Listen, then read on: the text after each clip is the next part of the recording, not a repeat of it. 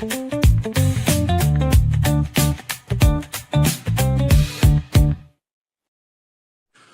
right, it is the Matt Mosley Show, one of the faster growing shows in the YouTube universe. We appreciate you being here today. Scotty Swingler with me, as always. Reminder, we've got something big tomorrow. We're going to be at the Brazos Landing, and we'll be doing a live show, and maybe some folks stopping by to say hi. I've thought about reaching out to, you just never know. Maybe some former legends of the game come by. We'll see. I mean, you just never know who might show up, especially now that anything is possible. Art Briles returning to Waco for a sold out event. I like how everybody's saying, Scotty, this is not a Baylor sanctioned event. This is not. And what it's true, it's not. It's the Texas Sports Hall of Fame, but well, people are like, this is not a Baylor thing. This is not a Baylor thing. Well, I guarantee you there'll be a lot of Baylor fans there. And it will be something. I'm in the process of a couple things are happening. I'm getting our Rogue laptop worked on so I can go back to being in that 4K, that wonderful 780 or 1080p or whatever we call that. I want to get back to where you can see me in that way that you like seeing me. I don't know if you even like seeing me, but anyway. But we've been doing some workarounds thanks to Scotty and just my expertise from a tech standpoint. But soon I've been working because on this new show I've been excited to have. We had Scott Drew open us up. I haven't had Mac Rhodes on yet, and I've been in the middle of kind of lining that up. And not that I'm going to lead with this probably, but I do want to kind of take Mac's temperature on kind of where things stand with Baylor and Art, him coming back to town for the speaking engagement. And Mac may not want to have a lot to say on that. It's a very tricky deal because Art, from a winning standpoint, obviously, and just still has a lot of fans in the Baylor community, and people have a lot of opinions on how everything went down. But I thought that was a really good discussion we had with Bryce Cherry yesterday. And the reason I had Bryce on, among other things, because Bryce and I are good friends, but Bryce had written about it. I can tell after that conversation, Scotty, Bryce probably wants to write a column on this. He also knows, like, you got to do the risk reward. The reward is if you write anything about that, it's going to get a huge, it'll get a bunch of buzz. It'll get a bunch of traffic. The downside is with his opinions that he had yesterday, he will alienate a large segment of Baylor fans because his point is this sort of celebration of Art's time at Baylor, given how it ended. I think for Bryce, it's not the whoever's moderating this, and I'm not going to do it. Right, by the way, I'm not saying they've asked me. I'm saying, let's just say they did ask me. Part of me it'd be fun because I still talk to Art and I still like Art. And I like Bryce Petty. In fact, I just was talking to Bryce Petty earlier today. But as a journalist, a long-time journalist, I might add, I can't do that. I couldn't do that for them and not bring up the stuff and not bring up the scandal. Like, you can't like host a huge event like that and not bring it up. Now, I'm not saying you can't, because whoever they're going to get to do this, and it may be Bruce Geetson, and Bruce is a friend of mine, and Bruce will do a nice job, but they're not going to delve into the scandal.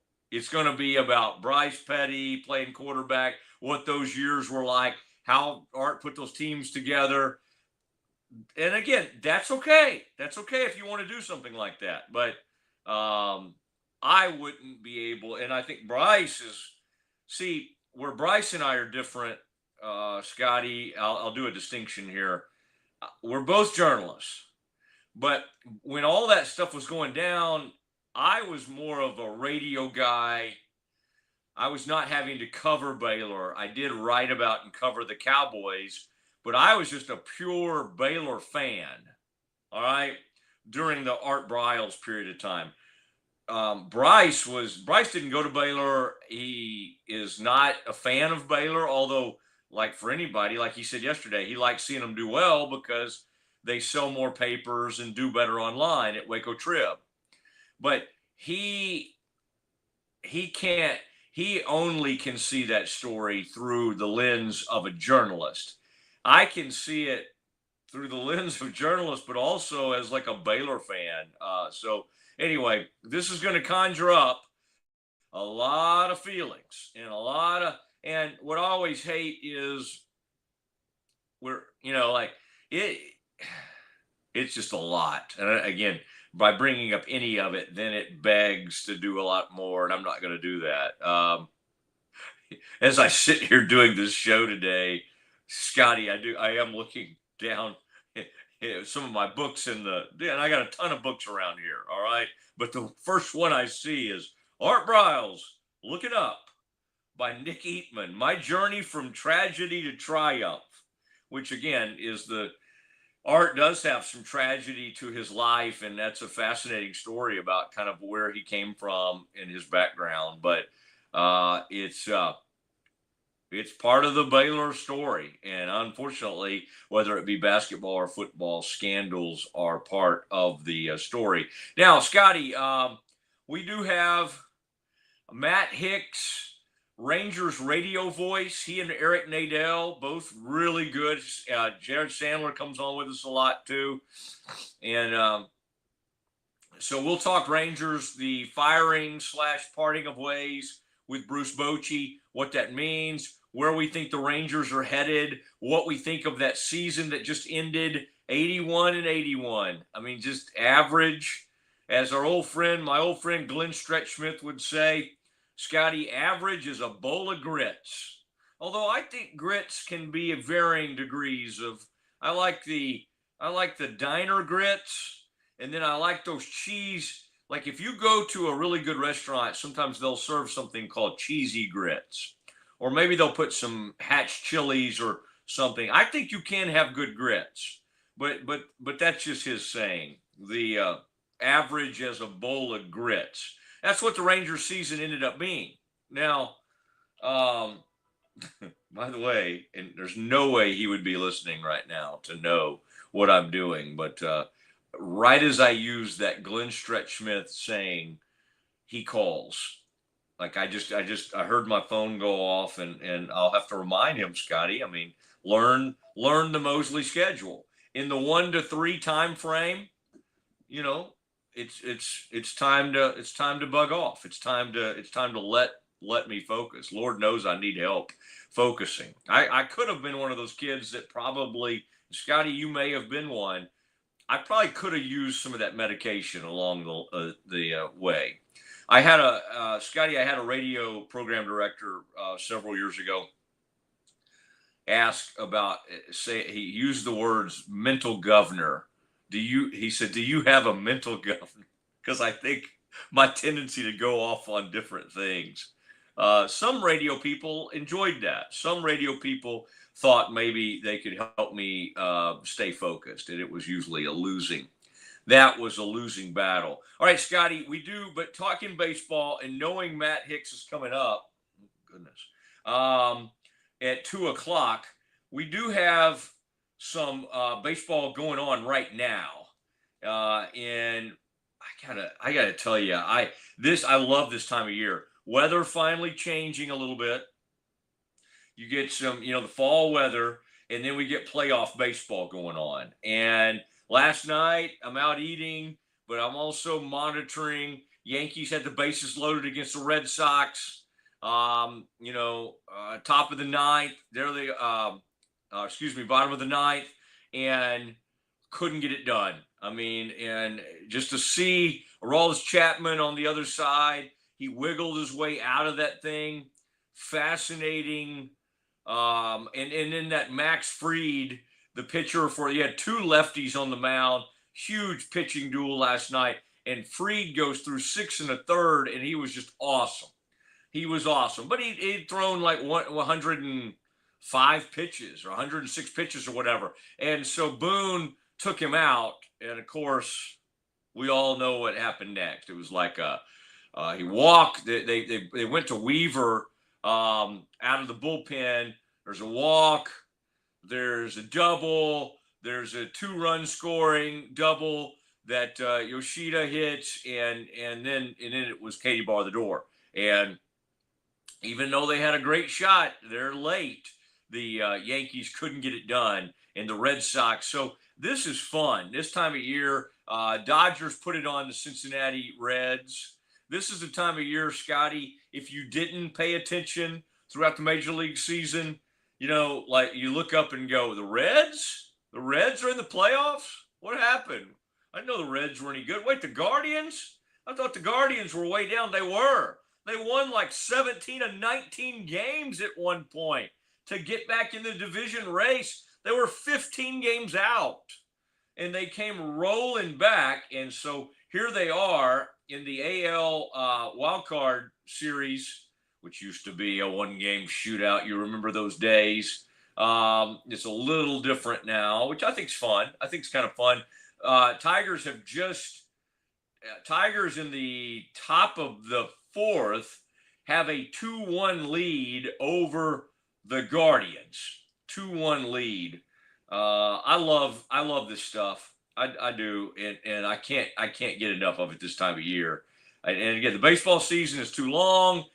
If your team kind of fades in and out like the Rangers did, that's the team I've covered the longest. You don't get married to the season. I used to watch every single game. When I was on all those years in Dallas with Galloway, Scotty, the young Mosley, there was not a game I didn't watch. I'm not saying I didn't miss an inning or two here or there, but I watched every single Rangers game. In fact, I felt like a fraud going on the next day. I used to be on with a guy who's on national now, who I won't say his name, and you could just tell he never watched the games. And then he would try to do radio and try to react. The people that, and I had somebody tell me, okay, I'm not going to mention that either.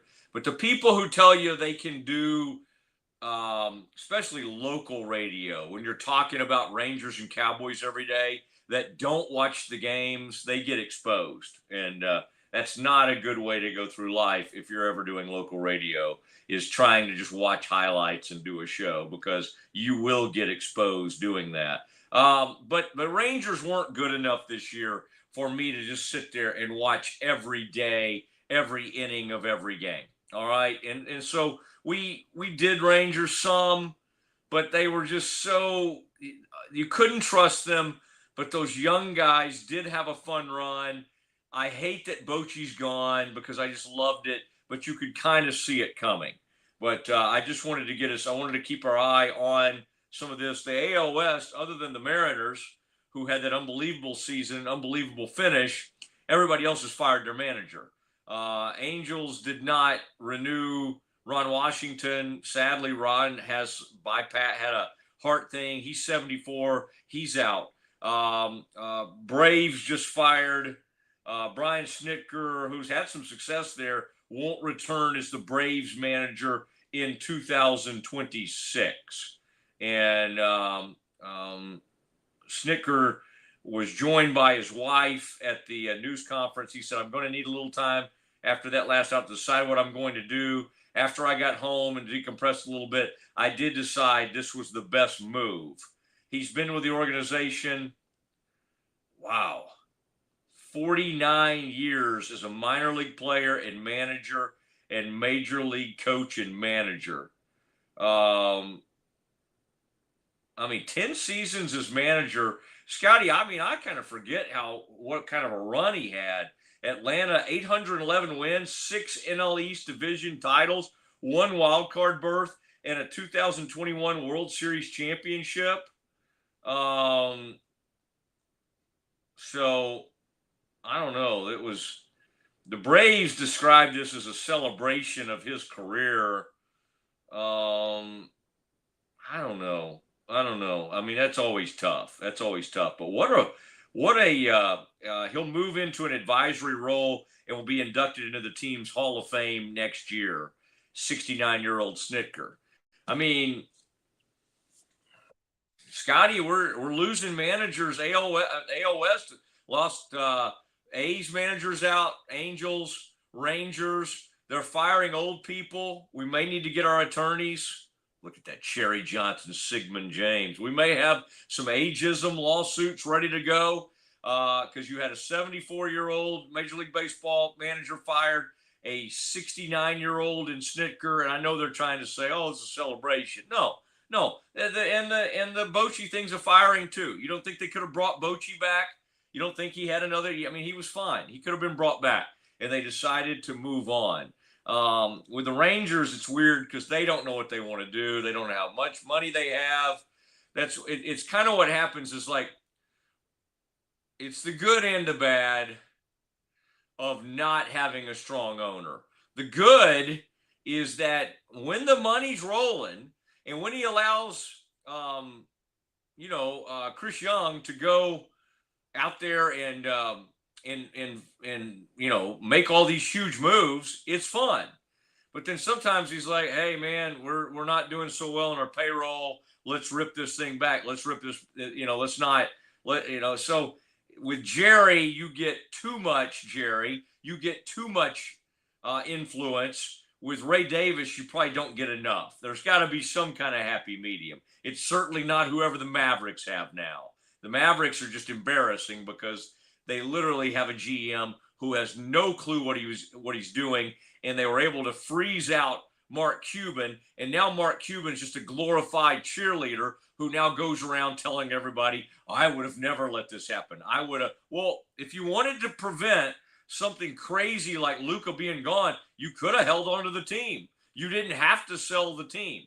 So I love what Cuban's done. He's like, "Hey, man," he still wants the praise for the good days. And, I didn't have anything to do with this Luka thing. Well, he didn't, but he also is the one who put everybody in peril with the move he made. Now, I'm told by sources that Scotty has an incredible Campus Confidential set up today. So I am excited about that. But I wanted to give you a little bit of breaking news there. And Scotty, I also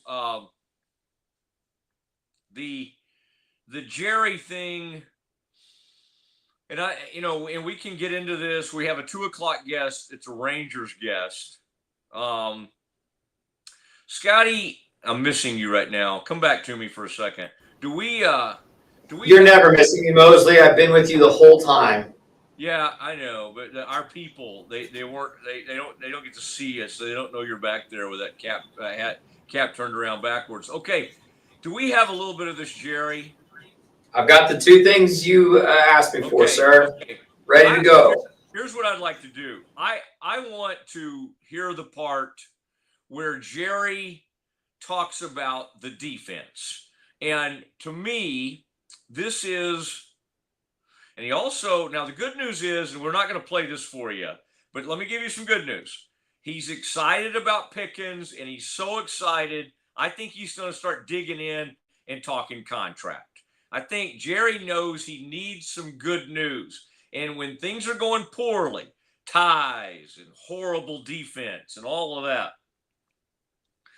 And I was on a show this morning, on a CBS show, talking about this very thing. Because the defense is just horrific. And Jerry seems to be trying to suggest. So Jerry's doing a lot of, we got this guy coming back. We got DeMarvion Overshown. We got Ravel. We got Kalen Carson. Look over here. Look over here. Look at our offense. Look at George Pickens. We're going to get George Pickens signed. So that's what a good salesperson does. If Scotty is ministry guy, really smart at all this stuff, the sales stuff. He's really, I mean, my gosh, he's good at it. And what he's learned already is if they come at you with like, but what about this or what about this? You guys aren't on radio. Boom, Scotty can zig and zag.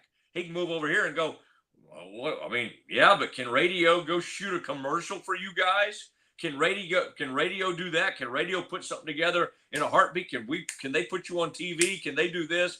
So that's what Jerry is good at doing.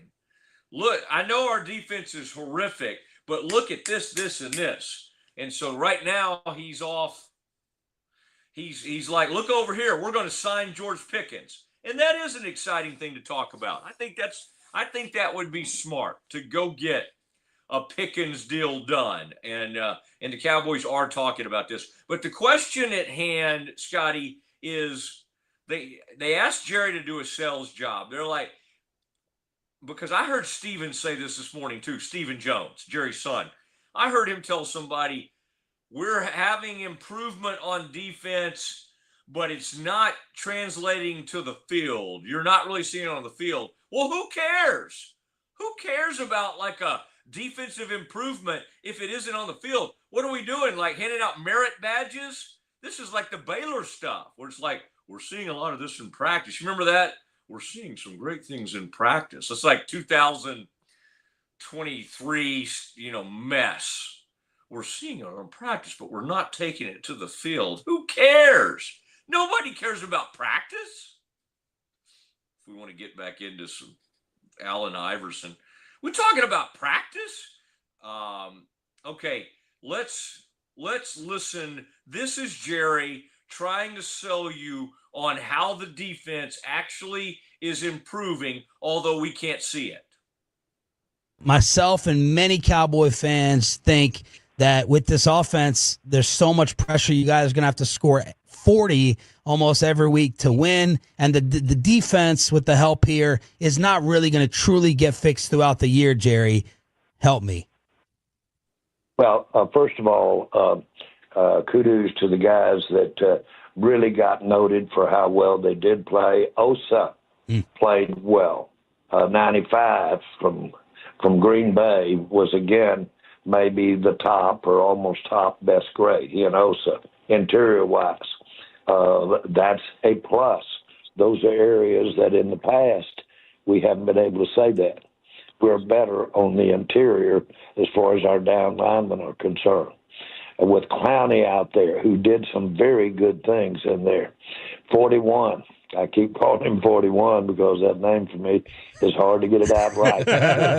But he is coming so fast, and we're excited. And he's got the natural pass rush that you look for there. Sam Williams was notably noticed the way that he took on blockers.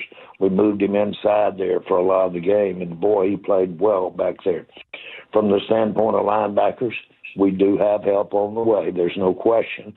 And plus, how a couple of them are really responding to just snaps that they're getting. We've got a chance to get better, but we're looking at it real close there. And, of course, and you hear it all the time, that we've got some new players literally going to be joining us maybe as early as this week. So there is help on the way on defense. More importantly, if you felt it, even though they scored 40 points, our defense improved as that game went along right before your eyes. And we did make some stops that were out there that were key stops against a fine offensive football team in Green Bay. So I think your eyes didn't betray you in that we got better as that game went along. That's what you're looking for. They did not get better. Scotty, I guess you could say, well, they held them to a field goal at the end of overtime, if you want to. But they also let them rip right down the field to do that. They had them in 4th and 6. I like, for the life of me, you see, Scotty, though, that sales technique. Look over here. Look over here. Oh, we got people coming. He's good. Yeah.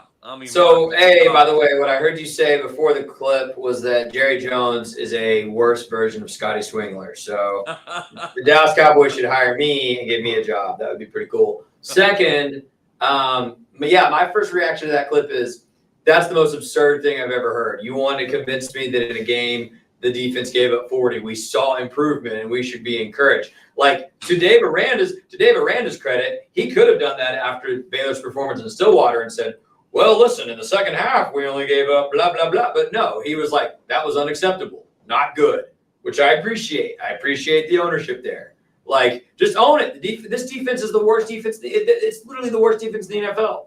It's the worst defense in the NFL. Yeah. Like, there's no talking your way, Mr. Salesman, out of that one.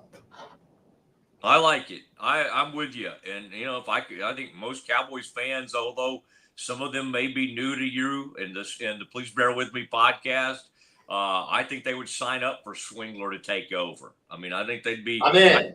I think they'd be on board. And Matt, I will take over the Cowboys for 0.5% of whatever Jerry Jones makes. I will do it at such a fraction of the cost. It will be like the Doge of the NFL.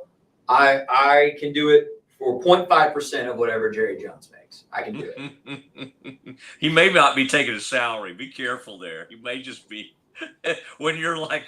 I didn't say salary. I said whatever he makes. Okay, all right. I'm just whatever the Cowboys are evaluated at. It's what you want. You want a percentage of that because that's several billion. What are we up to? 17 billion. I mean, it just goes. It's out of control. Scotty, you bring up a good point though. Okay. Dave was more accountable than that. And later in the show, please bring that up again, because I had something that I think I can praise Dave on that front.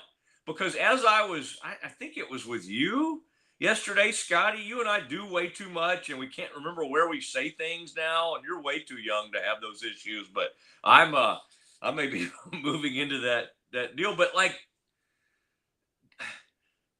think about Mike Elko. Dang, you won 16-10. You beat Auburn. Brian Kelly won 20-10. And the week before against Florida. And they're mad at the media, that mean old media. How can you be questioning us? We won a game. How could you be asking these questions? This is not what you asked. Aranda, they didn't even have to ask the question. Aranda at least walked in there and was like, it's not good enough. It's not good enough. I mean, we've heard some of this before, but at least he's not, I don't know what I'd have to do to get Dave. At least Dave's not whiny and thin-skinned like them. I mean, it's impossible to get under Dave's skin. I mean, Parker Ream, if some of that stuff Ream will get in, it can be kind of annoying. Dave just takes it in stride. Like Parker Ream, to me, he's a man that when he asks a question, he'll be like, I'm back here, Dave. And he's a guy that could get under your skin as a head coach with the way he phrases things. Nothing phases Dave. And I think that's good and bad. The fan base probably would like Dave to every once in a while have a little, Mosley, it's not a good, I don't know what you're asking. I don't know why you're asking. Because I've never had a problem with coaches doing that. Coming back at me. I mean, my first coach to cover in the NFL was Bill Parcells. You think he didn't come back at me and make me one time I said, how hard is it to do this or to do this offense or play without a feature running back, without a lead back or something. And he put me on the spot. He said, hey, Mosley, can you name the running backs for the Patriots? And of course I'm like, at the time I was like, Corey Dillon, they had a guy from Houston, not obviously in that moment. I'm like, oh my gosh, how many, they had Kevin Falk, I think. But his point was there are teams that are doing well, and this was even before they started winning all the Super Bowls, but there were teams doing well that didn't have frontline star running backs. And he came back at me. The stuff I hate is not that. I'm okay coming back at a reporter. It's just like, oh my God, you're asking me these tough, why not celebrate us winning 16-10? How about you live up to the standard if you are looking like one of the better offensive teams in the country, you probably should go score more than 16 points at home against Auburn. It's crazy, some of these guys, how thin-skinned. That Dave Aranda is not thin-skinned, and I will give him that. Some things he does infuriates me. I mean, his media policies and his even unwillingness to have any relationship with the media, like it's pathetic, some of that stuff. But his demeanor and reactions after games, I think is commendable a lot of times. Okay, where was I headed? Okay, we'll do some of that Micah, because there was something I wanted to hear on the Cowboys. Scotty, we'll do some of that later. There was one other one I wanted to bring up, Scotty. We got Matt Hicks coming up at 4:00 at 2:00. But I do have to say, on the accountability thing that we're on, LaFleur, coach at the Green Bay coach, LaFleur.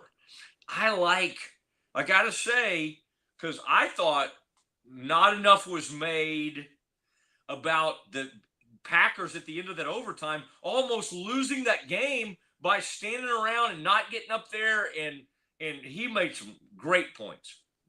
LaFleur took total responsibility, said it was unacceptable what they did, and basically said they were in like a no huddle mode on that final drive instead of a true 2-minute get to the line, get going. And he took full responsibility and basically said it was horrible and it was embarrassing. And I think he thought he had just about lost that game too. I mean, they were so lucky that the ball didn't bounce around more. I mean, Jordan Love and LaFleur and Green Bay dang near handed that game to the Cowboys at the end. All right, Scotty's got some great stuff. So without further ado, it's time for Campus Confidential. If you want the best for your body, you want Ascension Providence, the largest sports and orthopedics group in Central Texas. Using innovative and cutting-edge technology, we're able to understand your body better than ever, delivering treatment with precision. And with our fellowship-trained and board-certified doctors, you'll receive excellent care. Work with a team dedicated to your health, wellness, and safety. So you can perform at your best. Ascension Providence, caring for Texas families for over 120 years. When Central National Bank decided to partner with Baylor women's basketball, we didn't know exactly what that partnership would look like. What brings you into the bank today?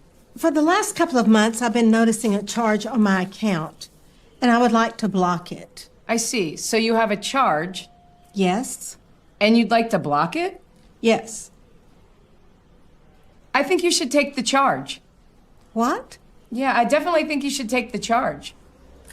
I don't think you understand. Sometimes you just have to take one for the team. Is there a manager available? We love that Coach Colin is all about the team. Once we get the vocabulary down, the sky's the limit.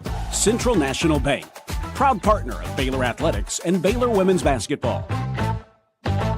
I have Mac Rhodes, director of Baylor Athletics, on the phone. Mac, can you tell Peggy why she should take the charge? Of course she should take the charge. Wait, are you at the bank again?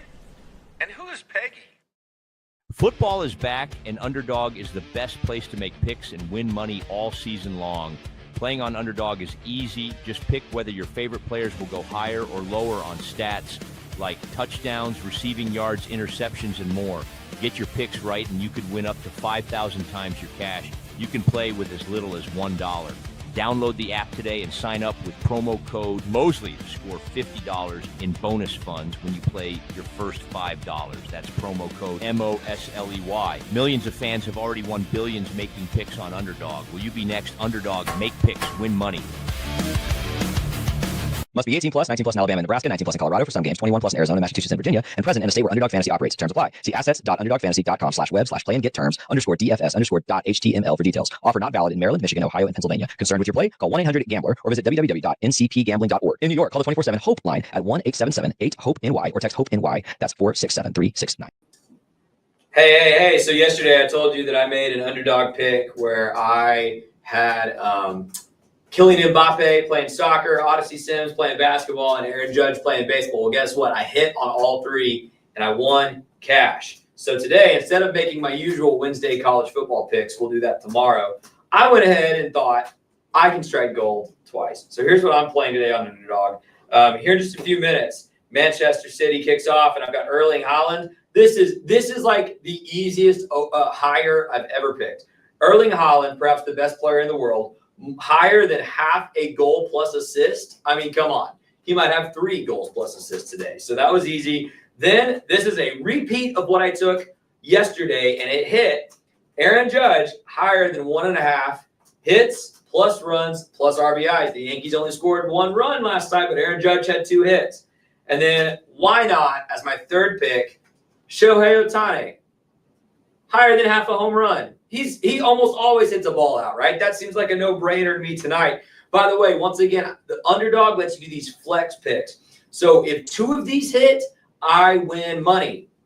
And if all 3 hit, I just win more money. It is a lower risk reward than if you try to go 3 for 3. I just have to go 2 for 3 tonight. And I feel really good about all 3 of these. So that's what I'm doing today on Underdog. I'll have my college football picks for you tomorrow. Once again, if you sign up on Underdog with the promo code Mosley, they will give you $50 when you put in your first 5 just to play with.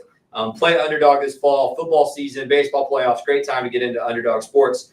And we will take it back now to Matt Mosley. Happy to be back, and thank you, Underdog, and thank you, Scotty, playing that Underdog, doing a good job on that. And yeah, that's dicey, even for great hitters to go. I think he's going to have a home run, but that's what makes those things fun. You got to be gutsy. You got to try to predict, and a lot of times in the postseason, it's the unlikely person in the lineup, but that's very hard to pick. So Scotty's doing a really nice job of like giving you achievable things, especially on the college football front. And I've liked that he's involved some of the Big 12 in his Underdog picks. So that's going, I think that's going well. If I'm Underdog, I'm very happy with the way Scotty is doing his production. And then the way, Scotty, I think they have to be happy with my voice. Some of the things I'm bringing to the table. Okay, Scotty, what do we have in Campus Confidential? Well, a few stories that really interested me. First of all, Matt, I'm sure you saw this morning. It was reported by Baylor media outlets that 5-star guard Dylan Mingo will be officially visiting campus this weekend. Dylan is a 6'5" guard. He is a composite top 5 prospect in this 2026 recruiting class. Composite top 5, consensus top 9 is what this report says. So Scott Drew looking for his next VJ Edgecombe this year. It's Tunde Yesufu. And for next year's class, could it be Dylan Mingo, an electric guard? He'll be on campus this weekend visiting Baylor basketball. Wow. Should they bring him over to the football game or not? No comment. Do we think there will be more than 20,000 Baylor fans? I hope so. Would they like to get him on the Green and Gold pregame show? I mean, I'm looking at some. Text your buddy Scott and let's get him on there. Let's go. Wouldn't he would find that fun to run by there, maybe jump on there. Now I don't know what's allowed on that front, but listen, Pete and I can't have him on. Pete and I had Quinn Murphy on over the summer. What is yeah. I think that would be allowable. But I'm afraid the guys over in the next tent, Sickle 365, would grab him and not let him come over to our set. They can't tell him what to do. They listen to them because they're giving all that NIL money. Ashley's just, sometimes I'll just see it falling out of his pocket over there when he's over there at the tent. Mingo. Now, I heard things I like. Explosive guard, but, can you tell me, because I might have missed something there, who's in the running here? What the Bears are hosting him on a visit. Do we have a sense of, what he's got this thing narrowed down to? Let me pull up his, and for me, because I used to work for them, and I'm a 24/7 sports guy. Dear God, he's a 98 overall, 99 composite guard on 24/7 Sports.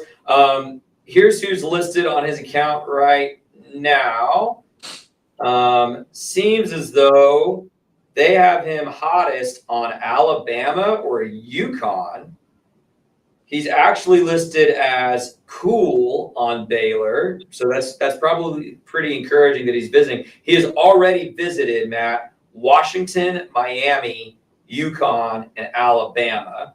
He has a visit scheduled at Penn State, and then he holds additional offers from, I mean, good grief, all the schools you can name: Texas, Texas A&M, St. John's, Carolina, Illinois, Florida State, Cincinnati, NC State. This kid's going to play wherever he wants to play. But 24/7 Sports seems to have him hottest on Bama and UConn. Again, he's also visited Miami, Washington, Penn State, and now Baylor. Once he gets on the Bear campus, and Scotty and those players have a great way about them, about recruiting. I got to say, the funniest thing about, and I mean, one of the kids, by the way, grew up at our church. Drew Perry's on this team as a walk-on, and he's an unbelievable kid. But what's funny about this Baylor team is most times when you bring in kids for recruiting visits, right, those kids have been at Baylor, at least a few of them are kind of veterans. Like all of these players are trying to figure out Baylor, right? They haven't played a game for the Bears. There's not. What's interesting about that though? Yeah. What's interesting about that though, Matt, is those are all players who can then communicate why they chose Baylor. I guess right. So. And B, I am interested to see in the next 2 recruiting cycles. And I said this when these 2 kids committed. I think Scott really is playing chess by having Iguodala in this last class and the son of Monty Williams, Isaac Williams, in this next class. What that communicates is, I will get you to the NBA. Because Scott can now point at this streak of first-round draft picks he's had in the past 5 years, and then point to Andre Iguodala sent me his kid. Monty Williams sent me his kid. What makes you think you can't come here, develop, and be a lottery pick? If this kid's as good as he's rated, right, top 5 in the class, Scott can point straight at VJ Edgecombe and say, you want to be the number 3 overall pick? Like, let's go. Let's get to work. I think more than most other schools in the country, Baylor and Drew do have that going for them on any recruiting visit with a top 10, 15 caliber guy from this point forward. This team, this is a big boomer bust team. I love this kid. I mean, I'm gonna look, as you like to say, Scotty. I'm gonna look at the tape. I'm gonna really get in there and look at some of that. Ashley Hodge will have huge opinions on this guy. We may talk to Ashley about him, but over at Sikkim, and but yeah, this team to me right now could be as high as, I'm going to say the ceiling is a 3 seed, and they could be as low as not going to the tournament. This 25-26 team? What's that? The 25-26 team, you mean? Right now, yeah, this coming year. Yeah, I think you are underrating them big time. I think to cap them at a 3 seed, I think a 3 seed to me feels like a 3 or 4 seed feels likely. I would say the ceiling is limitless, and the floor, I could not see them missing. This roster is definitely better than last year's roster. Definitely. It's got more depth. I don't. It certainly has more depth. And so but even between, I would rather have. And granted, I'm saying this, I haven't seen them play a minute for Baylor, so I could be dead wrong. But Matt, that has not stopped me from making big predictions before. I could see Obi Agboum's a better shot maker than anyone that was on last year's team. You need a 3 to win a game? I'll take Obi Agboum before I'll take anybody on last year's team. Tunde Yesufu, if reports are to be believed, is every bit the slasher, get to the bucket punisher that Baylor's ever had. We know what Ratai is. I want you to be right. I mean, believe me, like everything you're saying, like I root for it like crazy. Yeah. I'm just saying the absolute ceiling on this is a 3 or 4 seed. Like that's the best in my mind this thing can be, and the floor is. I'm a little worried. This collection of talent. I don't know these kids, kind of like you're saying, and there's nobody to trust on this team. Like Tunde, I trust his talent. Ogbum, I do love him. I saw some things in that tournament they played in overseas. I did love. I'm with you on that. The Carr kid, is explosive, but I don't know what happened, man. There's got to be some weird factors there. I don't know what happened at Tennessee. I don't know where my trust level is on this kid. All right, what else do you have? Because I know you had some awesome stuff. We got a big guest coming up at 2:00. No, that's all good. This story that's really interesting me, Matt, and I think the story is not over. And it's been developing even like as I was getting ready for your show, there was some updates. Garrett Nussmeier came into this season as the potential #1 pick in the NFL draft, like definitely in contention for best quarterback in college football. It is no secret he has played poorly. I've seen Twitter accounts for weeks posting 2024 versus 2025 videos saying, what changed? What changed? Well, last night was the first time I saw on social media some LSU folks saying, hearing that he injured his oblique in fall camp and they're going to shut him down for the season. He needs surgery. I saw that last night. This morning I wake up and sure enough, there are reports. They're going to shut Garrett Nussmeier down. He was injured in fall camp. They've been trying to see if he can play through it, and he will need surgery. I was like, man, that's really unfortunate. Well, then Brian Kelly comes out today, and as if Brian Kelly, as you pointed out, hasn't already had it with the media this year, he comes out and goes ballistic on these reports that he needs surgery, saying that's ridiculous, and it's an upper body injury, and he doesn't need surgery, and they're hoping to get him back in a few weeks before their stretch of tough games. But there's a lot of like speculation of like, what's the truth here? Do we actually know the full extent of the injury? Is Brian Kelly being shady and maybe making a kid try to play through something that he shouldn't? It's just very interesting to me because Baylor fans saw Nussmeier play in that Texas Bowl. Kid is a stud. Like, yeah, dude can really sling the football. He's good. If it were me, if I were Nussmeier, and if there was any chance I needed surgery, I would just do it because I don't know why you would further risk harm when you've got a pretty surefire NFL opportunity in front of you if you can be healthy. Yeah, except for he came back for this year. He hasn't helped his stock at all. I think it only helps him, honestly, to have rumors of these injuries because it sort of impacts what people are thinking about his numbers, and it might make scouts and the NFL think, well, he's just trying to play through an injury here. But I think it's scary, these sites, because one came all the way out and said, made it like it was an official report. And I looked and it was like, it was a total parody. It was like a takeoff on Thamel's last name. And I just thought, okay, this is dumb. It's like THMAL or something. And I looked, I'm like, I wonder how many people they got. Like, I wonder how many people bid on this. And I almost sent this to you, Scotty. Over 400,000 views on somebody that doesn't even have that many followers. So to your point, people are out there like monitoring this thing so closely that even false reports, people go crazy over. So there seems to be some smoke here. And I don't know. I mean, hey, Baylor's had their own little, much smaller version of this. And why are they not letting Sawyer Robertson run? Like, he's fast. It would help the offense. It would make them even more dangerous. The rush offense has not been great this season. Bryson's been fine, but Bryson hasn't been like the complete breakout that we had thought he could be. So anyway, I think these coaches also hate the fact, Scotty, that they're going to have to start putting out these injury reports. They hate that. Okay, you got one more real quick, or do we need to get ready for our guest? I got one more. We talked about this a couple weeks ago as a rumor. It was announced by both schools as well as the event today. Matt Mosley.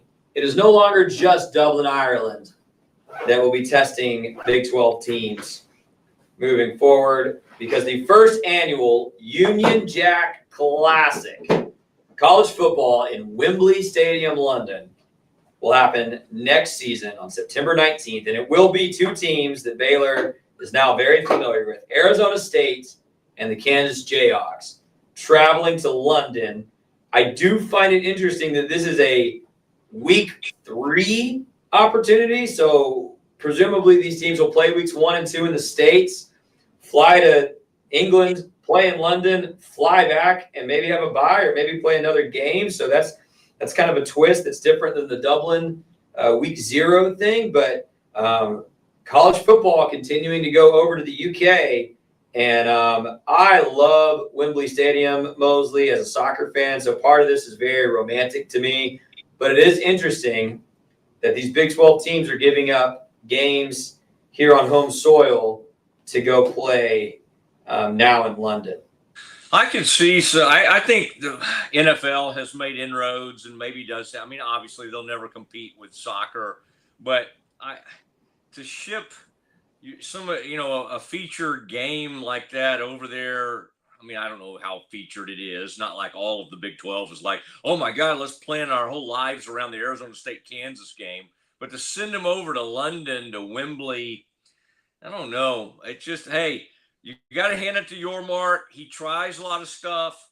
He throws. Maybe he can get Portnoy to go over there with him and send some like Barstool people over there. I don't know, but I don't really see the playing Big 12 games in Mexico or this or that or Mexico City. I mean, like, it's interesting to me. I don't really see the huge payoff or where it's going, but I'm sure he's thought this thing through. So good for them. Good for Wembley. And I hope those kids get over there. And I hope it's not like Aaron Rodgers where they make him show up on Friday and don't let him sightsee any. He was upset about that. Let these kids get over there, get those passports done, and get them over there and let them walk around, get into some stuff. All right, let's Matt Hicks will be joining us any minute now. Rangers Radio, that's next.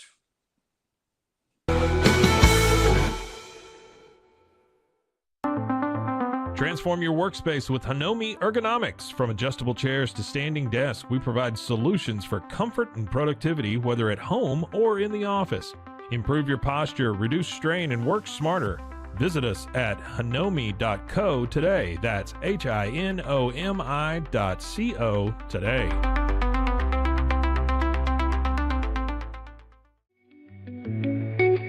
Unlock a world of convenience with Mosley Box, your one-stop solution for personalized subscription boxes delivered right to your door. Each box is tailored to your tastes. Experience the joy of surprises. Subscribe today at mullybox.com. That's MULLYBOX.com.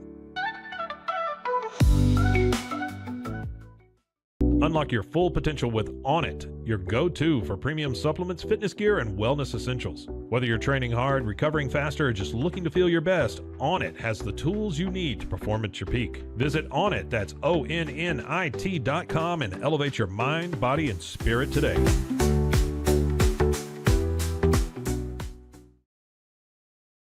At Rolls Rolla, we don't just sell wallpaper, we create cohesive, cozy spaces. Our deep understanding of design means every pattern, color, and texture is carefully chosen to complement your home. Plus, we use advanced technology and water-based inks for vibrant, eco-friendly prints, ensuring a healthier environment. Visit rollsrolla.com to transform your space today. That's ROLLSROLLA.com today.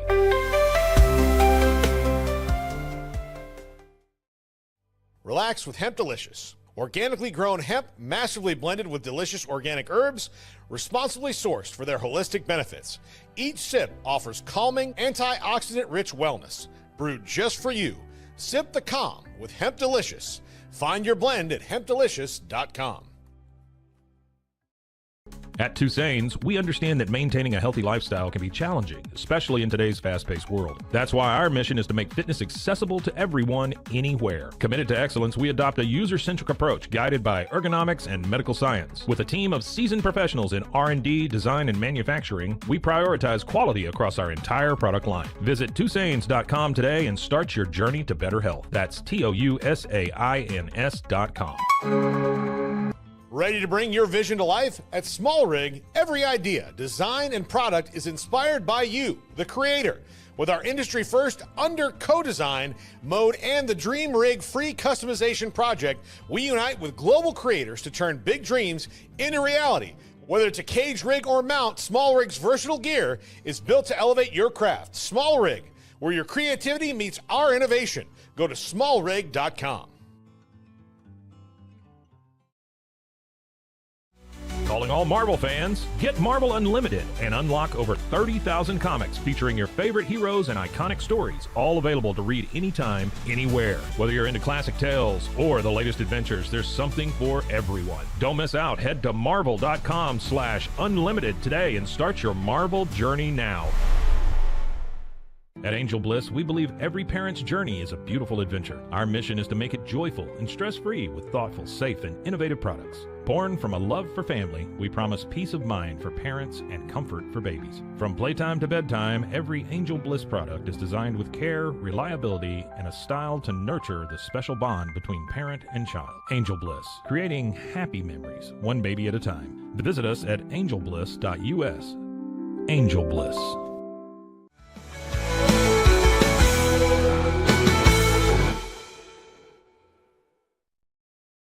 It is Matt Mosley's show, and boy, good to bring Matt Hicks in here. And he's appearing now. There he is. And Matt, I appreciate you doing this. I would think that after an 81-81, bit of a slog of a season, although there were some excitement along the way, that you might be looking to escape town. But man, I appreciate you spending some time with us, and I do hope that you'll get to go somewhere fun, maybe sip on something, because it is a long, long season. And not that you can't get an occasional break every here and there, but those off days are not always true off days, especially in baseball when you're doing a whole lot. So, boy, great to have you with me. I appreciate you doing this. Yeah, Matt, no trouble at all. Yeah, we obviously we would rather be someplace right now, playing in the postseason. And I appreciate your wanting me to enjoy my time here immediately after the season. My wife and I will figure something out, but we're both kind of dealing with some health issues right now, and so we want to get beyond that before we make any plans to go out of town. All right. Well, we'll be thinking about you on that front, but thank you. You look great. You sound great. Always fun to have you on. It's just 81 and 81. Isn't it weird to have gone through all of it, the highs, the lows, and then it ends up right there. It just seemed like I wanted to get to Bruce Bochy, obviously, but that they just kind of, they went on that really unbelievable run, right? Where it was like they'd won. One point, it's like 13 out of 17, the excitement of those young players.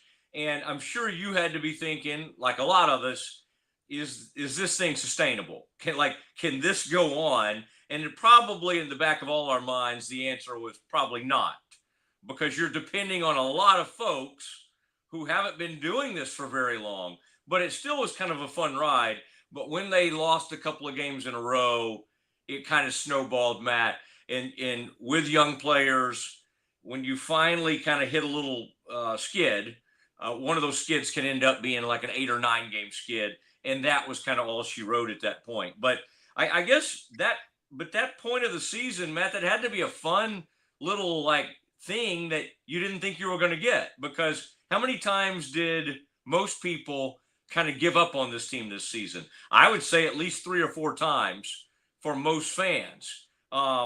How was that dealing with it from a broadcast standpoint? That had to be kind of a fun little jolt when they started winning all those games. Yeah, and I think the actual stretch there of of good times was 16 out of 20. Wow. And so when we did that and we ended up, basically getting back into the race, and we were right there. And I think, and I might not be right on this, but I think for a day or two, we were the ones sitting in the number 3 wild card spot, where we had caught, a couple of different teams, including Seattle, which at the time was not leading the division. And it was almost like a Ted Lasso thing. You just kind of started to believe, right? But prior to that, it was difficult to think that anything like that could happen, because you lose, and I don't remember now the exact order, but you lose Corey Seager, you lose Marcus Simeon. Mm-hmm. And when we lost Marcus, we realized a few days later, that's probably going to be for the rest of the year. When Seager went down, and had the appendectomy and the surgery, the word is that maybe, you get him back for the final week of the regular season, maybe the last week and a half. And so that if you're still in it then, getting Seager back would keep you basically in the hunt. But in addition to those guys going down, remember, we had injuries at different times to Jake Berger, Evan Carter went down, Sam Haggerty went down. I think a lot of people kind of forget that when we called Sam Haggerty up, he was an immediate contributor right away, and a guy who was a definite plus in the leadoff spot when we were going up against left-handed pitching. So you had essentially a time period there where, before that 16-4 run, you basically had 5 regulars that were out. And so you call up these guys that maybe, some people knew about. I mean, we knew about Cody Freeman because, we had seen him in spring training, and we knew that, he had a terrific bat. But, how's that going to translate? Mm-hmm. And you bring up guys like Alejandro Osuna, again, a guy that we had saw in spring training who provided a great deal of excitement. He definitely had some offensive skills, but was sort of a wizard on defense in the outfield. And then Michael Hellman, who was a complete question mark, because he had been in another organization. And here's a guy that had, had a total of whatever it was, 4 big league games last year with the Twins, who had been playing AAA in the Cardinals organization, and had come over to the Rangers organization and was doing fairly well down in AAA. But, you bring these guys up and you're like, well, they can maybe hold the fort up for a little bit, but, we're not going to go on a 16-4 run with these guys. And that's exactly what happened. So I think that not only did it engender excitement for the fans, but, we got boosted as well, thinking that, man, what these guys are doing is great. Now, the long time experienced broadcaster in me knows that, you get guys coming up from the minor leagues and they might have success right away, but eventually at some point the league makes an adjustment to them. And then it's on those players to make further adjustments to get back to having success. And so I think that, a part of what we saw was all 3 of those guys had great runs, but we also saw the league adjust to them, them having to make adjustments. So you've got that going on. And after we had basically gotten back into the picture, that's when, the losing started again. And we ended up going on whatever it was, a 7 or an 8 game losing streak. And that kind of knocked us out of the realistic picture. I mean, we still kind of hung in there until the final 2 series of the regular season, whatever it was. But it was fun. I mean, yeah, it also reminds you that these guys coming up from AAA, anybody you pull up from AAA isn't going to have that kind of success all of the time. But then, too, it's a reminder that there are other players in the minor leagues who perhaps could contribute but are not getting the opportunity and could do something positive for the club. And so that takes you back to how deep are you in your minor league system, and can you call guys up? And for us, we obviously had some position players. I think we were probably thin on the pitching side of being able to bring guys up that could potentially help. But, we didn't have that emergency or that need that we had for the position players. And it also allowed like Josh Young and Wyatt Langford to sort of emerge. They could kind of be the leaders with Simeon, Seager out. It was interesting. It'll be interesting to see what it means moving forward. The bullpen had its moments this year, both good and bad. Some of the guys that came over in those deadline trades helped. Not at first, maybe, but then, then that stretch they were doing well. But then I had the depressing thing to look, Matt, at like the unrestricted free agents before you were coming on with me today. And it's like the entire bullpen seems to, if they want to go elsewhere, they can go elsewhere. So I guess that's part of the reason the Rangers are making this move. I mean, there seems to be some uncertainty, payroll, bullpen, starters. Corbin's on that list of unrestricted free agents who did some really good things this season as far as like a starting pitcher. There's a lot up in the air moving forward.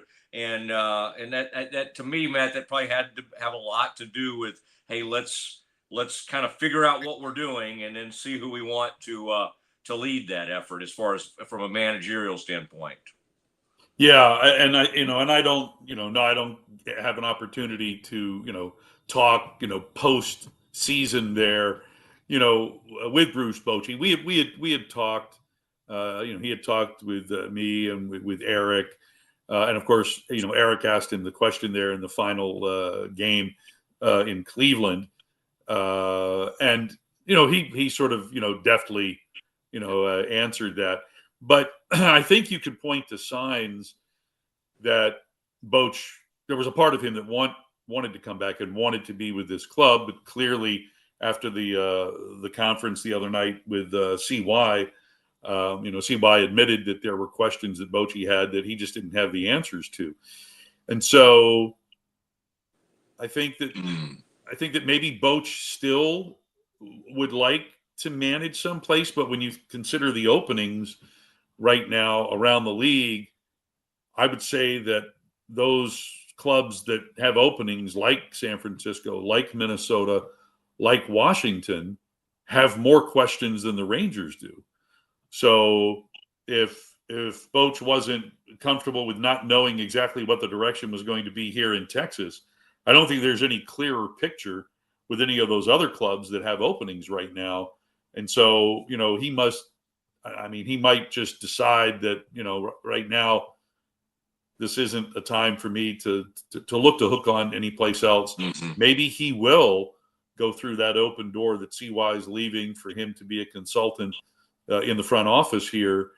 And I know that, his wife, Kim, liked the fact that, he was managing here in Texas and not on the West Coast, that, hopping on a plane and being in less than an hour and a half away was a big thing. So, who knows what we're going to see here in the next few days, what we're going to see maybe in the next few weeks. But there are definite questions, surrounding this ball club. And I think back to last offseason where we had all of these questions about the bullpen because we knew that essentially CY was going to have to remake the bullpen and who's he going to go out and get? And then he brings in these names, and every time the Rangers signed somebody, Ranger Nation went, who? What? Who are these guys? These aren't guys that have back end of the bullpen closer, skins on the wall. So how's this going to work? And man, we're heading into the season and we really don't know how that's going to shape up. And it turns out that pretty much all of these guys, if they didn't have great 2025 seasons, they all had good runs during the season. And even when you talk about the deadline acquisitions of Maton and Coulomb, Danny had a pretty good run there before he went on the IL. And Phil, while he didn't have the greatest start when he joined the ball club, certainly finished strong. So, I mean, you can point to everyone at some point in the season having success in the bullpen. Now, the question is how many of those guys that you talked about, unrestricted free agents, are going to want to re-sign with the ball club, and how many of those guys are the Rangers going to want to re-sign? Mm-hmm. So that's an evaluation process that's taking place right now, in a couple of different meeting rooms at the ballpark.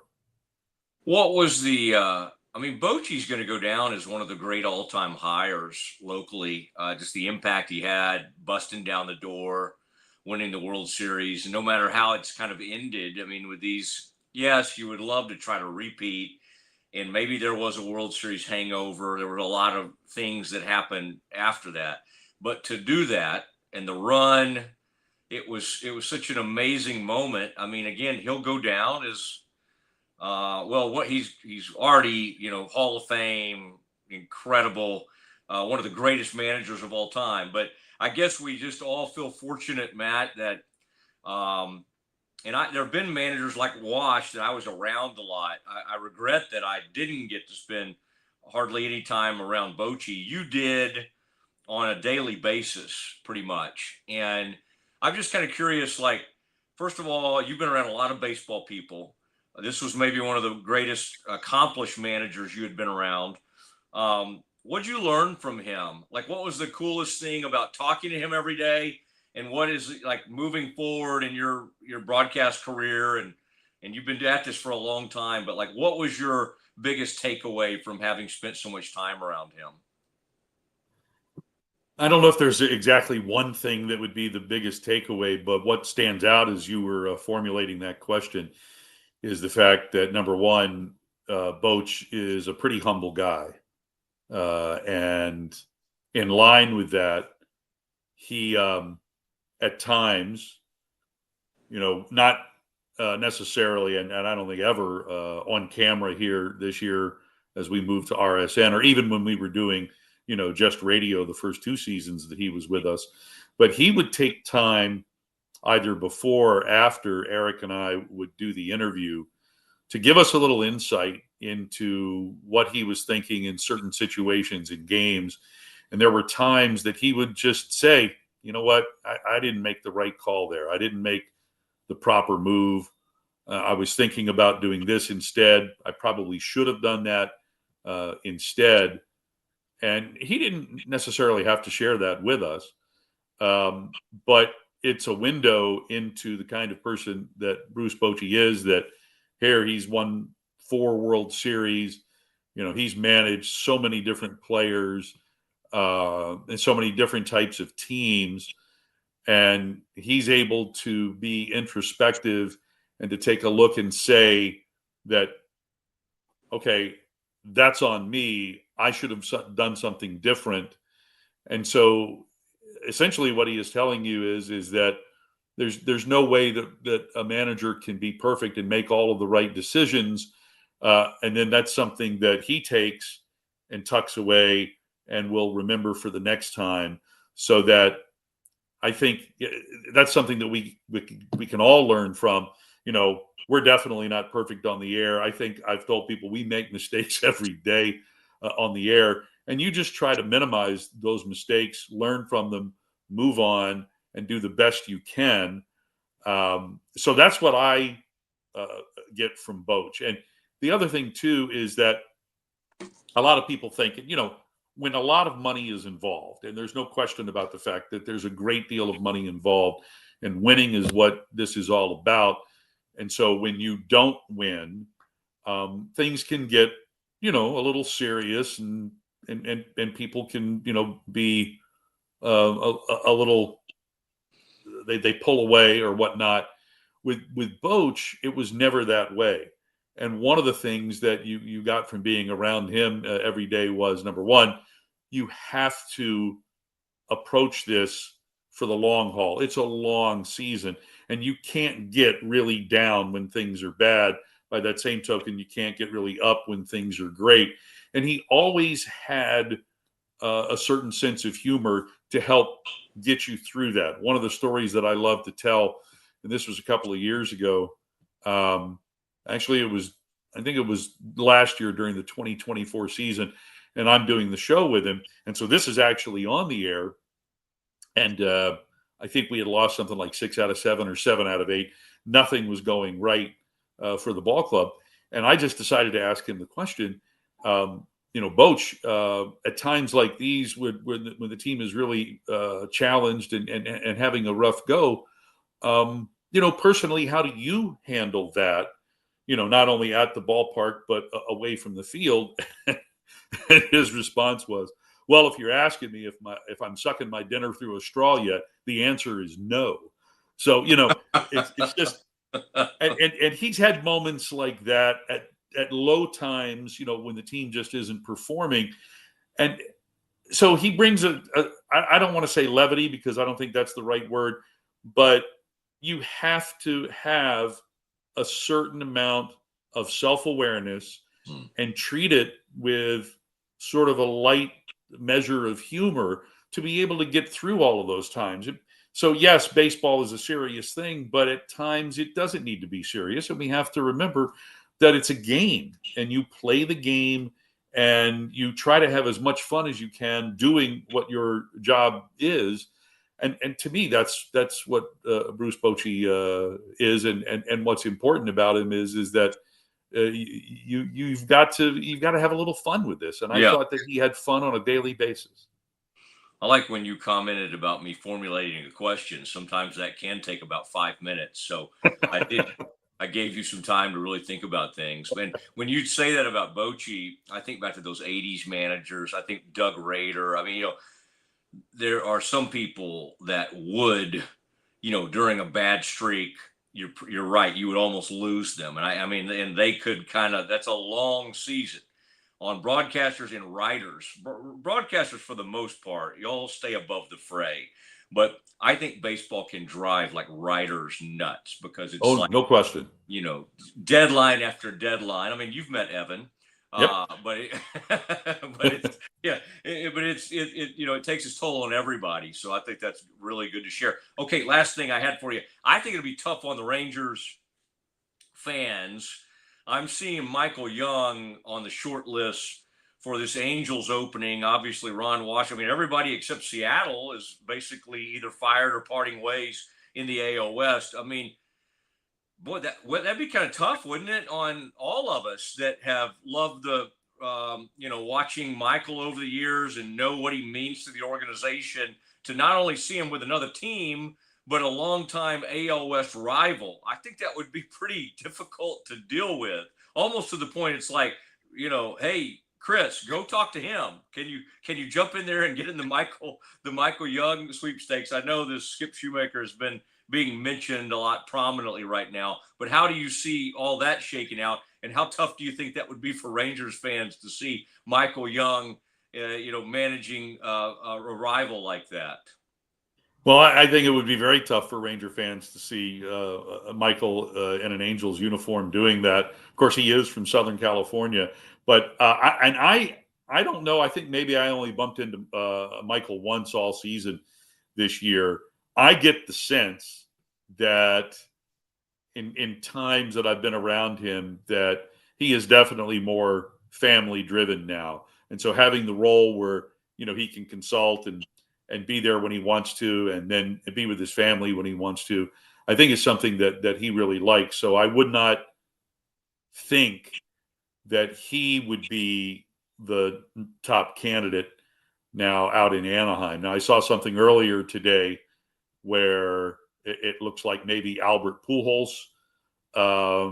is a favorite, maybe, of Artie Moreno, and might be the person that would have the lead as far as that's concerned. But I think it's probably tough for Ranger fans to see Wash managing the Angels, because he's so beloved here. But Ranger fans are good fans. Whatever's good for Wash is good for them, because of all of the joy that Wash brought to Ranger fans for the time that he was here.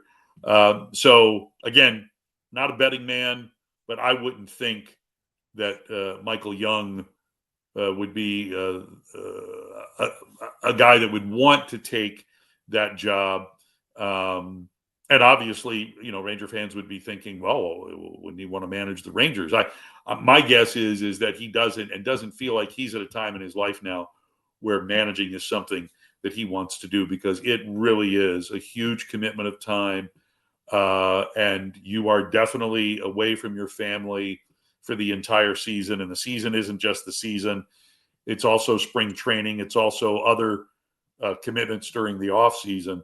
So, pardon me, I just think that would be something that it doesn't seem like it's something that he would want to do at this time. And yeah, as far as the Ranger opening is concerned, the Rangers brought Skip Schumacher in-house this past season. Did get an opportunity to talk with him a few times during the season. I would think he would have to be the leading candidate, but I'm sure that there are others, that are on CY's short list. And Schumacher may be on other teams' list as well. Yep. Hopefully the Rangers have the lead because he knows it's good. It could be good or bad. He may not like what he sees right now within the organization, and he might like some other pitching staffs or some other rosters, and he'll have that opportunity. Man, y'all have done I love listening to you. You and Jared and Eric and all of y'all, and y'all do a nice job because then you have to kind of balance some TV stuff as well. But y'all do it so beautifully, and y'all have a great camaraderie. And so thank you for what you do, and know that we're always out there listening and really enjoying it. And I think baseball is one of those mediums that still, not that we don't watch it, but it's still a beautiful game to listen to on the radio, and the best game to listen to on the radio. So that's why some of us always feel drawn, and because we just like you, Matt, and Eric and Jared, of course. And Jared shared some really exciting news. So I got to visit with him a little bit offline today. So I thought that was really fun. So I'm sure you guys are all celebrating that as well.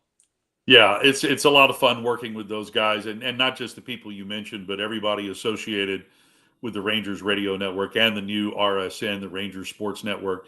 It has been, a little bit of a challenge for us and I've done some TV before, but getting a chance to do it in this way, I think was a lot of fun. So, we're hoping that it's something that will continue. And I really appreciate your kind words, and being able to jump on with you here is always a lot of fun. So thank you, Matt.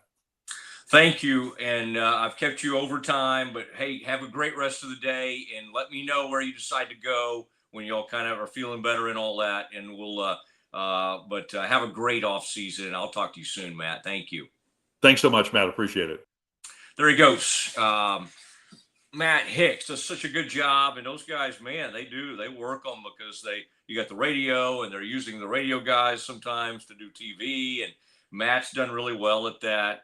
Again, he's comfortable doing that, but some of those guys like Eric could have done TV 20 years ago, probably where there was more money involved as well, and just loved radio. And it is kind of fun that people still kind of have that love affair with radio. I know I have for a long time, but I also enjoy coming over here and doing some YouTube work. And we got TV work coming up this weekend with a green and gold game. Thank you, Ascension Providence. You see those commercials that we can air. That's one of the great things about, not that radio is not a deal where you don't have partners, but on what we're doing now, a lot of folks can come on with us and get all their stuff online, on screen.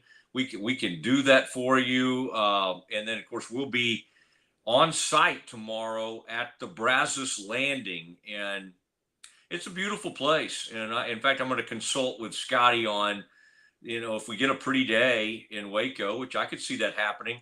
I mean, I want to be right out there by that water. Again, we got to watch that wind. We don't want that wind coming in too hard off the water.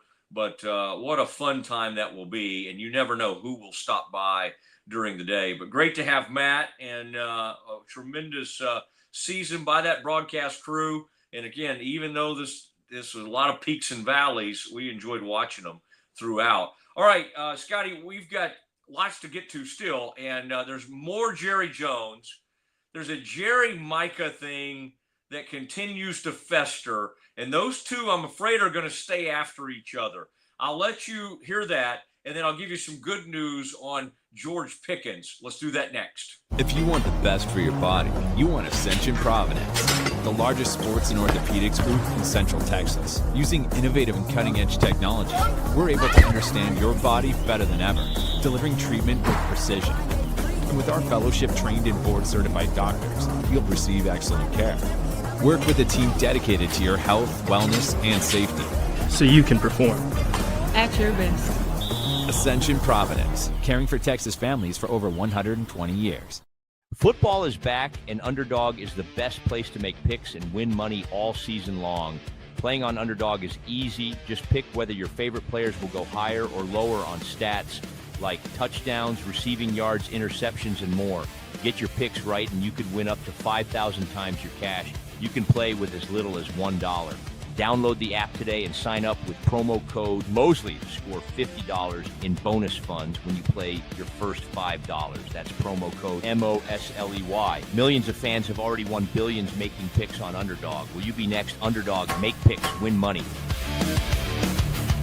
Must be 18 plus, 19 plus in Alabama and Nebraska, 19 plus in Colorado for some games, 21 plus in Arizona, Massachusetts, and Virginia, and present in a state where Underdog Fantasy operates. Terms apply. See assets.underdogfantasy.com/web/play-and-get-terms_DFS_HTML for details. Offer not valid in Maryland, Michigan, Ohio, and Pennsylvania. Concerned with your play? Call 1-800-GAMBLER or visit www.ncpgambling.org. In New York, call the 24/7 HOPE line at 1-877-8-HOPE-NY or text HOPE-NY. That's 467-369.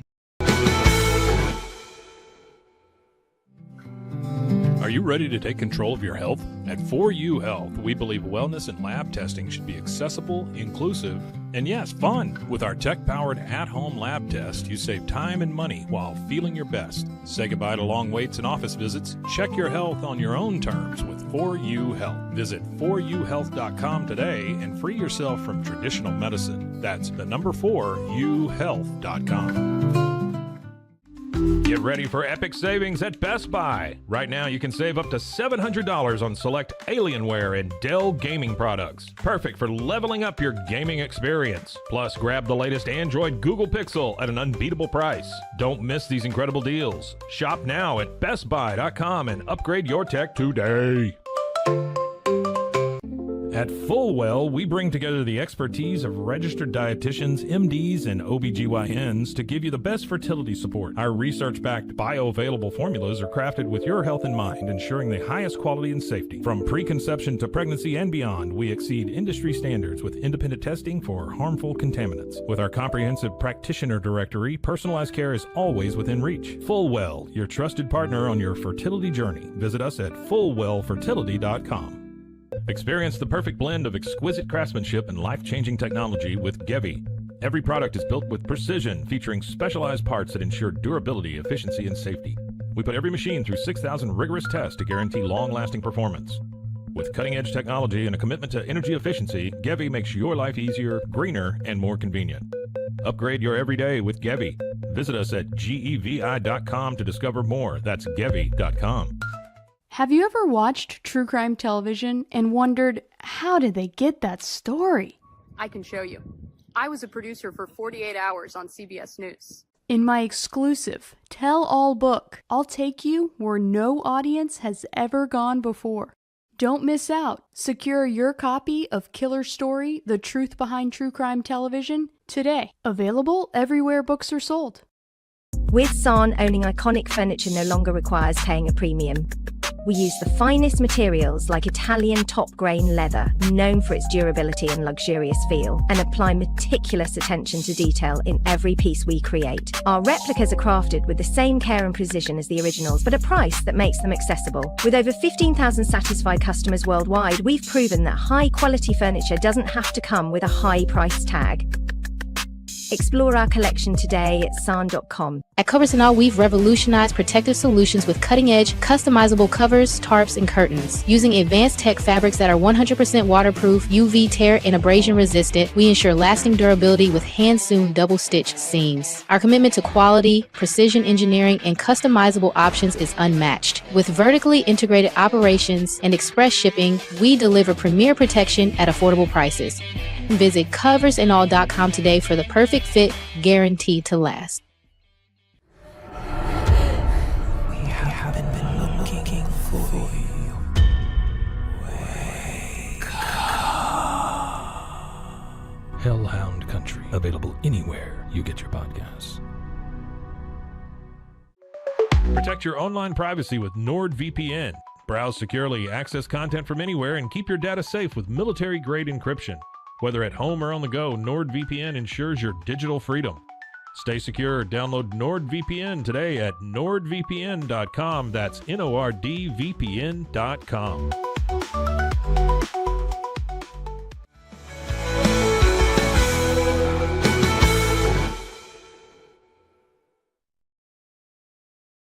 Mosley, Matt Mosley Show, Rogue Media Network.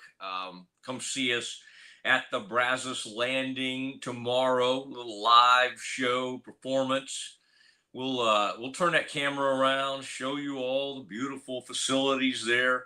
The New Orleans bar where Scotty likes to load up on every hush puppy and fried food you can imagine. The Bang Bang Shrimp, one of my favorites, and I'll probably jump in there and get maybe a salad, maybe something like a blackened chicken salad or something like that. We'll be out there tomorrow, 1 to 3. And that'll be great. That'll be great. For years, I've been over there 3 to 6, 4 to 6. So that was kind of right during happy hour, and folks would try to come out, see the Mosley Show. Just come out there a little midday. Come out there for a little midday thing. We're going to be doing some fun stuff out there basketball-wise. So we would love to have you and have you stop by. And there'll be all kinds of Mosley and Swingler specials. In fact, they always have like great drink specials. Now, would they consider expanding the happy hour to the Mosley hours, 1 to 3? I think so. I think I could probably convince them of that. And that's the time when they really seem to do some wonderful specials. And that'll be great. And it'll be wonderful to be out there with the Lindsay family. So again, that is 1 to 3 tomorrow. And then Saturday, we'll be live on the air at 8. Scotty will do an hour. Terrence Ganaway will be part of that. I'll be on the scene. So if Scotty needs me, I may poke my head on there. And then we'll do a bunch of KWTX. We'll have some TV things that we do. And we just got a lot to share with you. You just never know who will stop by. Faith Lynch will be a big part of this. And it'll be fun.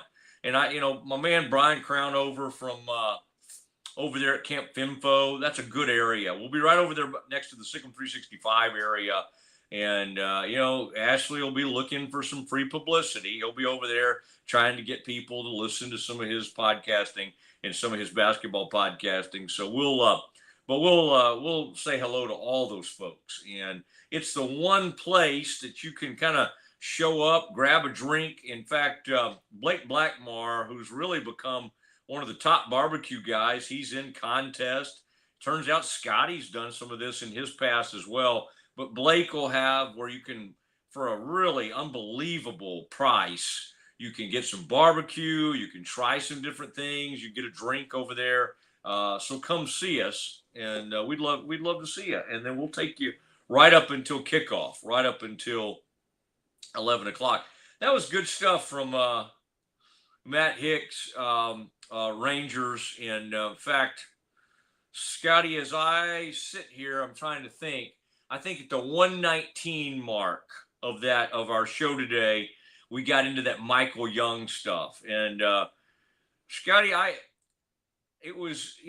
dealt okay with Ron Washington being with the Angels just because I loved Wash.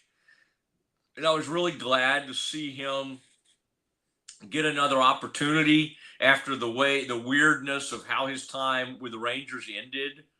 I guess I would feel okay with Michael Young, but it would be weird because it's a different sort of thing. Michael Young at age 49, having just finished his career with the Rangers only, not even a decade before. He played till he was 40. He played somewhere else at the end of his career. But again, he's thought of as one of the great all-time Rangers. That would be tougher, I think, on Rangers fans than Wash to have Michael Young. But the way Matt Hicks told it doesn't really sound like we have that much to worry about. He thinks that he's mostly focused on his family and moving forward there. So maybe there's not that much to worry about. I don't know what Skip Schumacher does for me as a manager. I would just say he was great for the Marlins. The Marlins screwed that up like they always do. 2024, they knew whatever. I don't know if it was new ownership or new leadership, and they decided, let's try something new and let's sell off all our players and let's try a new manager out. So Schumacher exited stage left. He's been with the Rangers. I think it'd probably be good. I mean, I think he'd be fine, but the main thing is going to come down to what do they do in the offseason? I mean, all their bullpen has unrestricted free agents. Patrick Corbin, who is really good for them as a pitcher, is an unrestricted free agent. They're going to have to see what players they can keep. They're talking about trimming payroll. That's always exciting, isn't it? So I don't know where all that's going to go, but man, that was a fun interview with Matt Hicks, and we'll have all this. You can always find our show on YouTube, Spotify, Apple, all our podcasts, and you can go and find that. That's how a lot of people take our stuff in. So we'll try to bring all that to you. Now, Scotty, let's trying to think if there's any breaking news we need to hit, because we do, Scotty. There was one thing I was going to say, Scotty. While I'm talking about this one college football, look up that. Let's give folks just an update on that playoff game. It was 2-1 Tigers. No, wait. Yeah, Tigers over the Guardians when I last looked in the top of the fourth inning. Now, I've talked a lot since we're probably sixth inning. Yeah. It's 1-1 in the top of the eighth. Wait, one team had a 2-1 lead earlier in this game. So Well, I don't know. ESPN says it's 1-1 in the top of the eighth.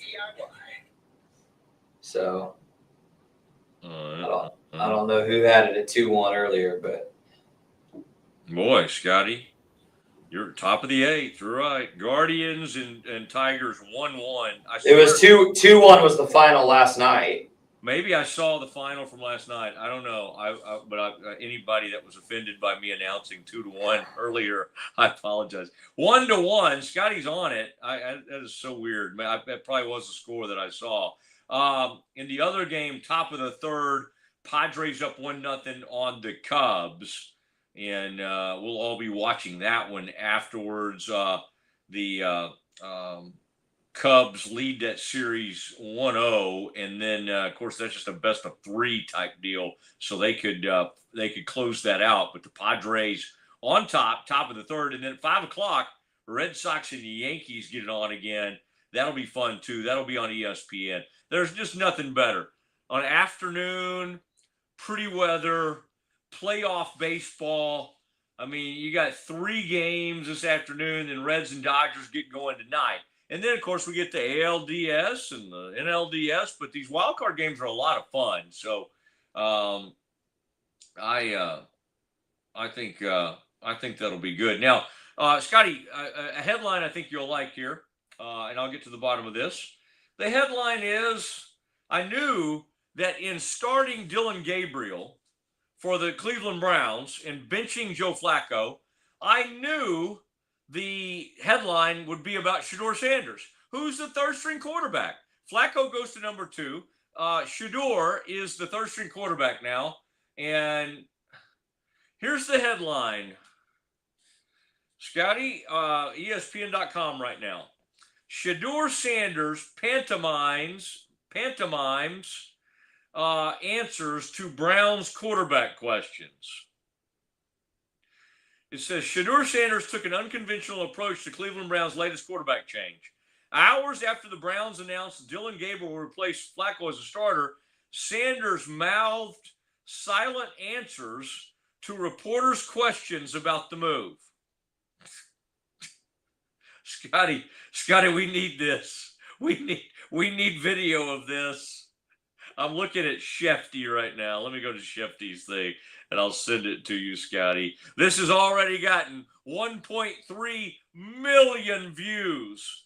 Oh my gosh. Why? Why can't we just have a normal, like Shedeur is incapable of just, first of all, why are we even trying to talk to the third-string quarterback? If the Browns were smart, they would say, Shedeur, don't go in there today because you didn't get moved up to number 1. You did not get moved up number 2. So the questions will be about being the third-string quarterback. How do you feel about backing up?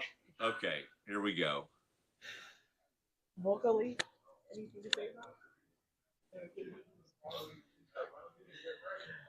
Enjoying yourself and having fun. Okay.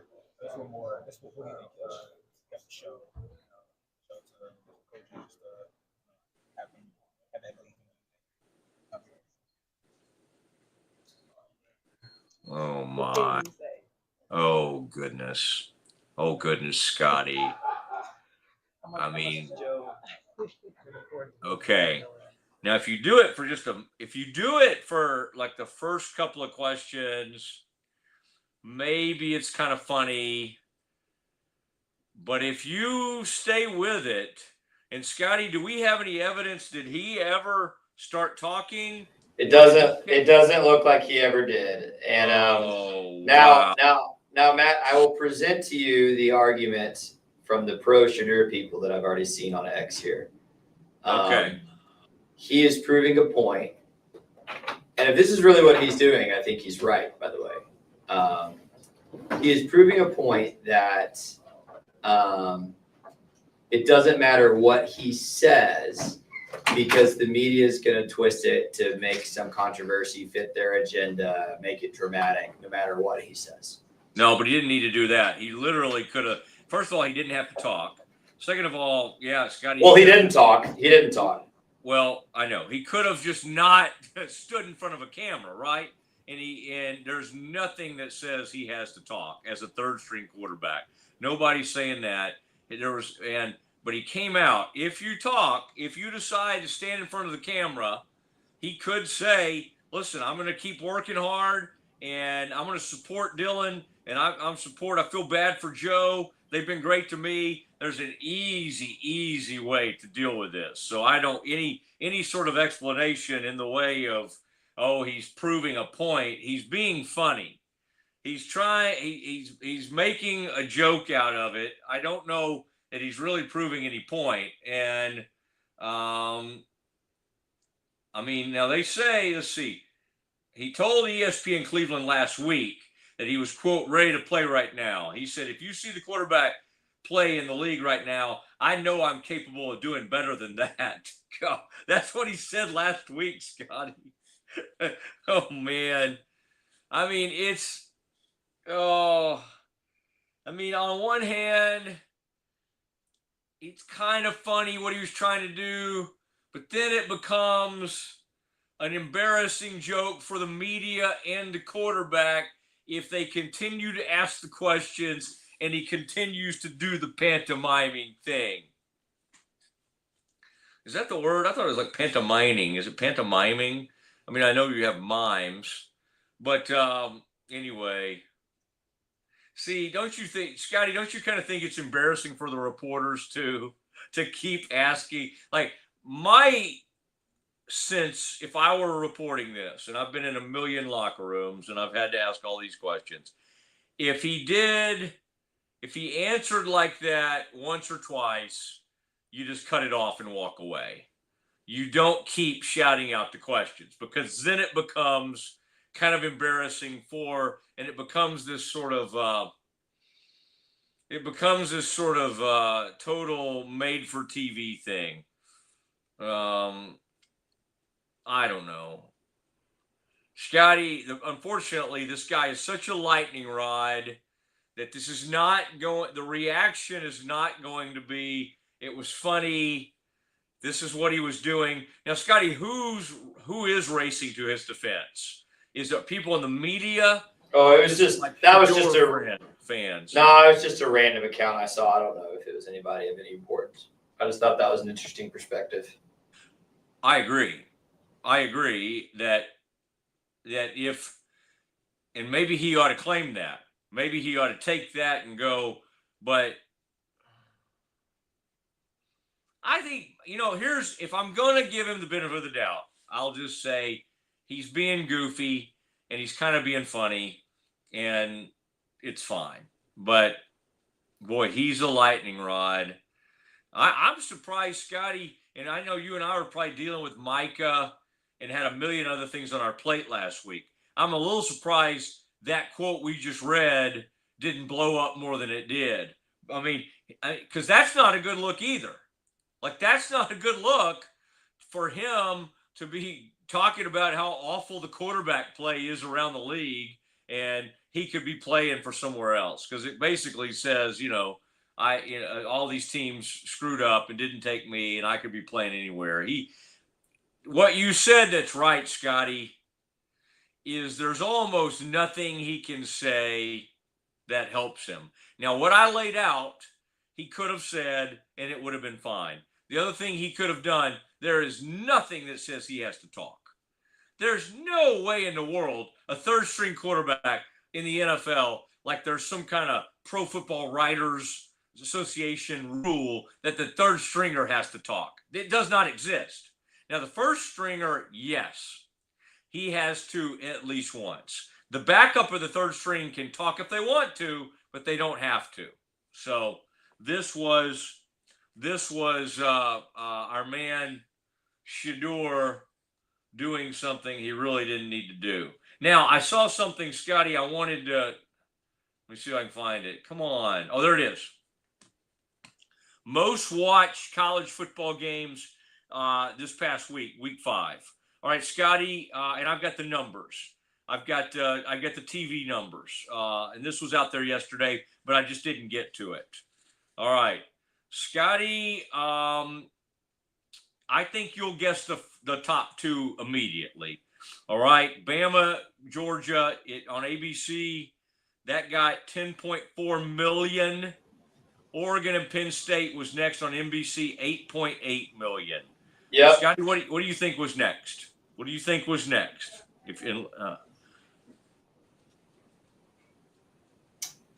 Of all those games, Auburn and A&M. No, LSU Ole Miss got 6.7 million on ABC, and so hey, this is a good day for the old guard, because ABC, NBC, and CBS.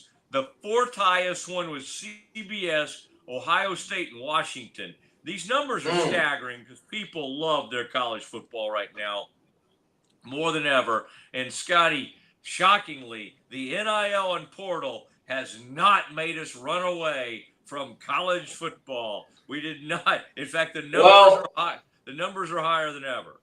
And not only that, but I think as much as the NIL and portal pose some real risk, I think, for smaller schools and programs outside of football at schools, what is undeniable, and the more people I talk to, the more people are saying this, the parity is greater. Now, it may be that it's Ohio State or Alabama hoisting another trophy at the end of the season, but there's like 9 or 10 teams right now that could win the national title, and I don't know who's the best one.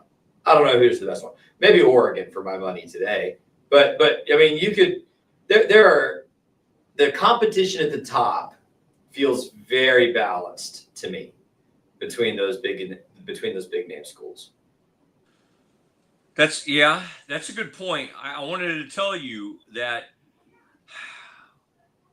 of the top 7 that I'm looking at, it's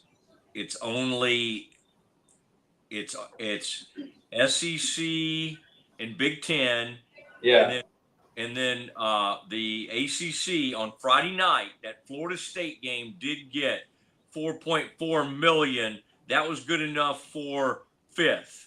So we gotta, maybe the Big 12 sending those games over to England. They can maybe include the United Kingdom numbers.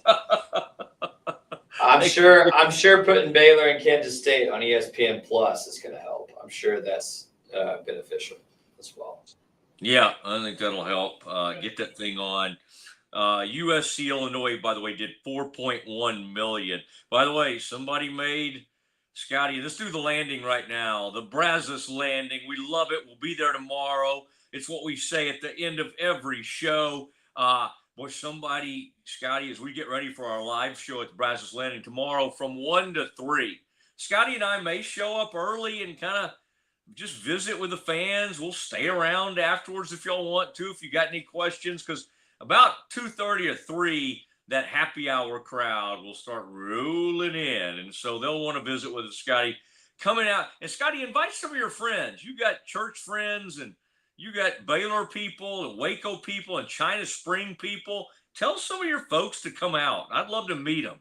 I'd love to hear these swingler friends show up. These people that'll drive in from China Spring. Get them over there. I want them to be able to kind of get out and kind of witness kind of what that's like to see Scotty and his fandom out there, making their way around town. Now, coming out of their first bye week, Texas Tech, this is last year, they fell 59-35 at home to the Bears. So somebody asked their big lineman, Skylar Gill-Howard, about how the team stayed focused coming out of their first bye week this season and about a possible letdown coming out of the bye. And he just said, Scotty, we're not going to let that happen. He did not want any more talk on that. And he didn't mime it. He didn't pull a Shador. We're not going to let that happen.